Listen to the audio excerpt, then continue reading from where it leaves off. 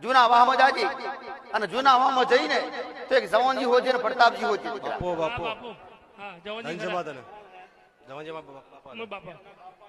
ખરી વાતમાં બાપા બાપા થાય ખરી વાતમાં અરે રે આવા જવાન જો કદાચ જવાન હોદી લાવી હોય અને હેડતો તારા પડોશીમાં કદાચ તને તારા રસ્તામાં પેલો તારો રસ્તો પોળો થાય ને આગળ જઈને હોકળો રસ્તો થાય ને બે ભાગ પડે દીકરા આગળ જઈને શોખ પડે અને એનાથી આગળ નીકળી જવું એટલે રાવણના ઘર આગળથી નીકળી જવું દીકરા હું સાચું વાત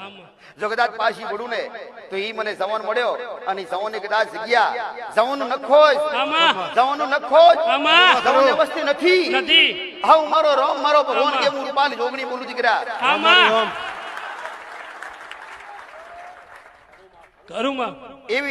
એવી જગ્યા ઈ જગ્યા તમારા ભાગમાં આવે તમારા વડીલના ભાગમાં આવે એટલે તમારા ભાગમાં આવે તો જવાનું નખો જવાનની